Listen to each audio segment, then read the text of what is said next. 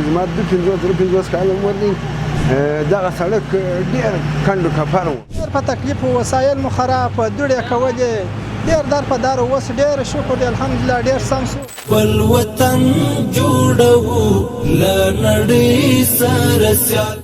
کندهار ښاروالۍ د ښاري پراختیا او معیاري زیربناو د پیاوړتیا په دوام دا ځل د ښار د شپږمې ناحیې اړوند په زاړه ښار کې د سپین زیارت سړک په اساسي او معیاري ډول ورغوي.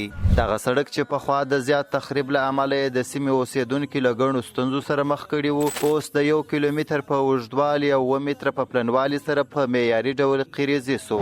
د سړک دواړو غاړو ته د اوبو ایستلو چرۍ او 5 پلچکان هم پکښې جوړ سوي تر څو د ښاریانو لپاره خوندي، اسانه او منظم تګ راتګ یقیني سي.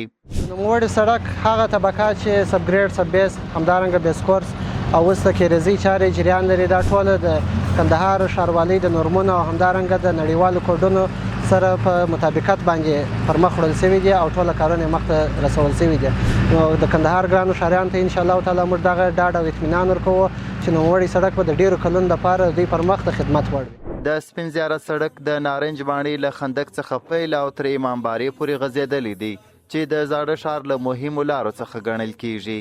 د دې پروژې په بشپړېدو سره به د سیمې د تګ راتګ ستونزې د پام وړ راکمې سي. ډېر په تکلیف و، وسایل مو خراب و، دوړې کولې ډېر در په در. اوس ډېر شکر دی الحمدلله ډېر سم شو. اول د ښاروالۍ سره د امارات سره ډېر موږ خوشحاله یو. الله دې خیر واخلي. د یادونې وړ ده چې د دې پروژې ټول لګښت 10 میلیونه افغانۍ دی. نور سمسور به یې کړو، نور سمسور به یې کړو د جنت په مثال، د جنت په مثال.